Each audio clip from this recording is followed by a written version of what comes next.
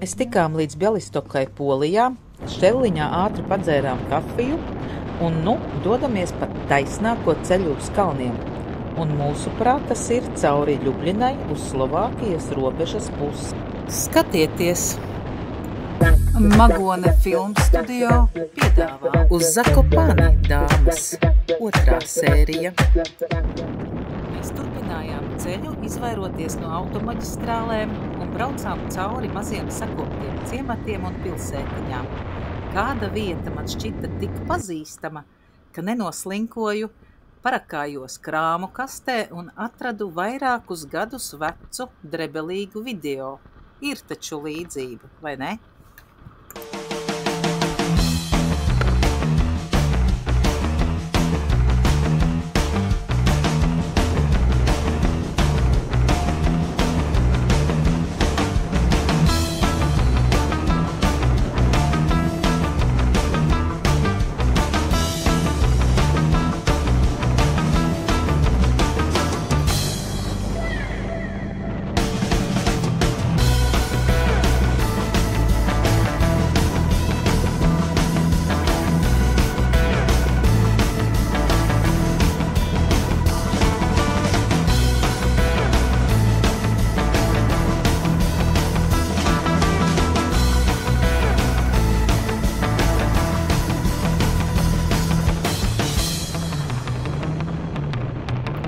Mums tuvojoties Ljubļinai, debesīs savelkas tumši mākoņi, un pati pilsēta mūs pēcāk sagaida jau ar diezgan stipru lietu.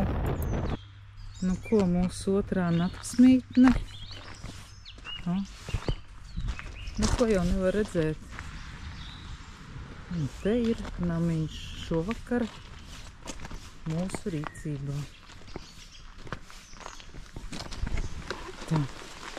Sāk līt lietus atkal. Fiksam iešu parādīt, kā izskatās mūsu namiņš no iekšpuses.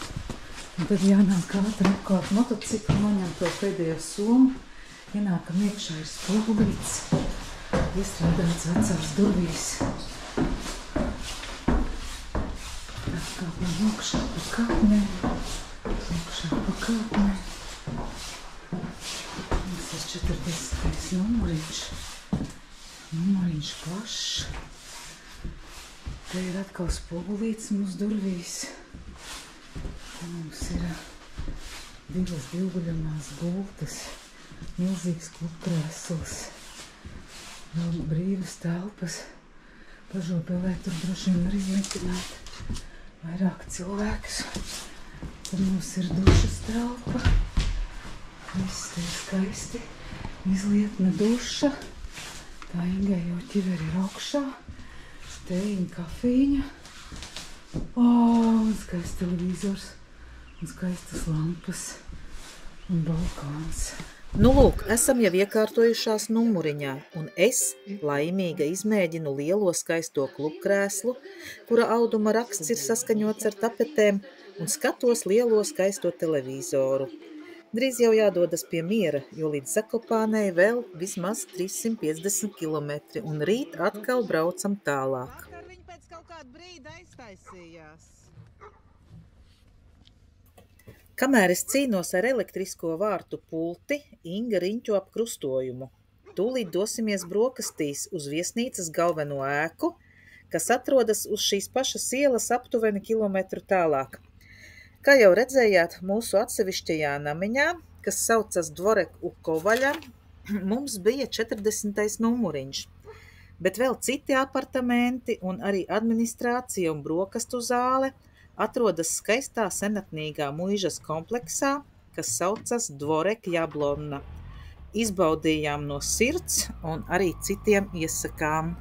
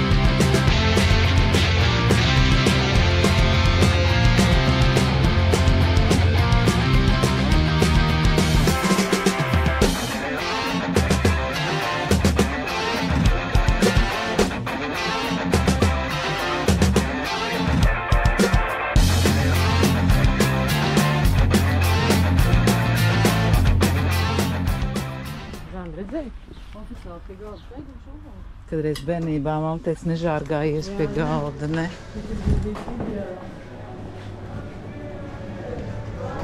Tie izskatās ļoti labi.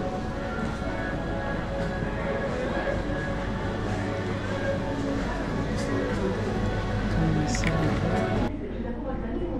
mūsu brokastiņas, kafija, pulciņas pa pilno, visās brokastu māsas, cēsiņi, ārā terase, tur bija arī supa, kafijas aparāts, visi, skats, nekams sunītas. Tagad suns arī tika kadrā. Likums sunīts, kas nosēdināts tieši pie ēdieniem.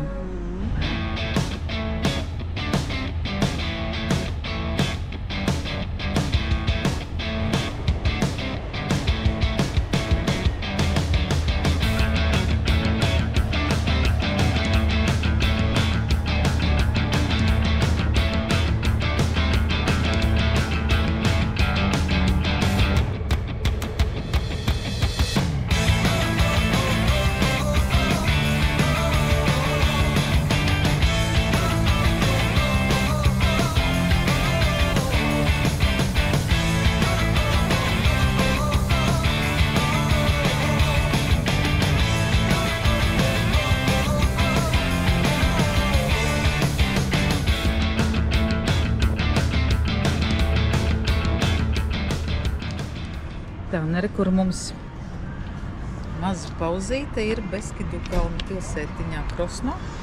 Cirkulītes var redzēt, padzērām kafiju. Taisamies braukt pēdējo posmu līdz Zakopānai, ir palikuši 190 km, brauksim pa kalniņiem. Un varbūt kaut ko varēs arī redzēt smuku.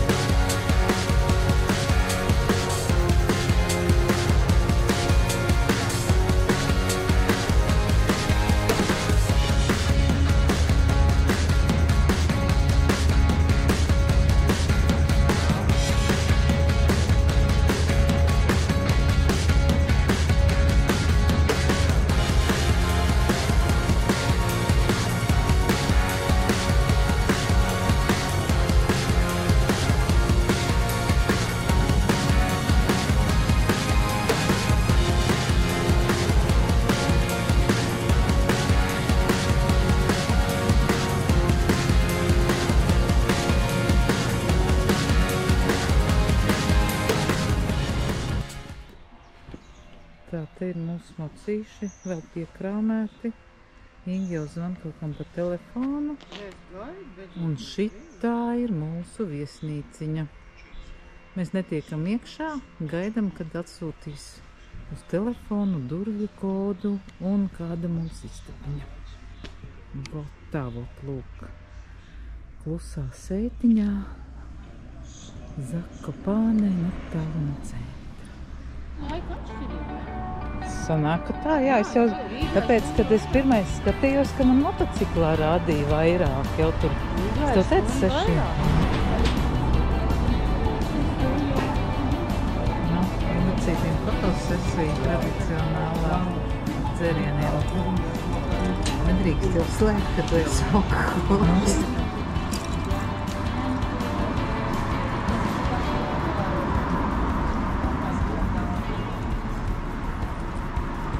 Tas jau labi. Es taču šausmīgi sarkanas ne, bet būs jau labi. Tev tik tums ir, ka neredz ne sarkana, ne zaļi kaut vai tev būtu. Paskaties bildi.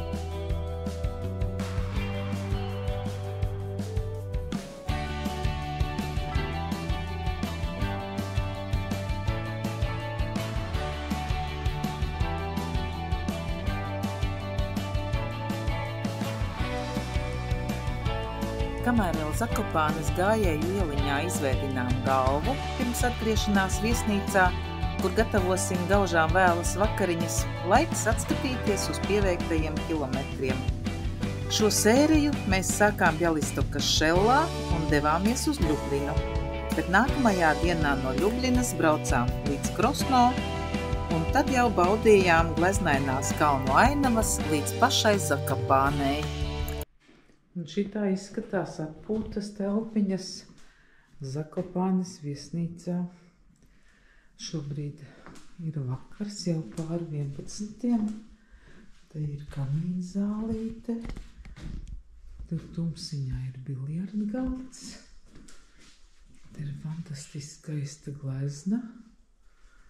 Un te ir virtuvīte. Šobrīd cepās vistas fileiņas mazā cepeškrāsniņā. Tas šovakar arī viss, bet rīt jau jauni piedzīvojumi.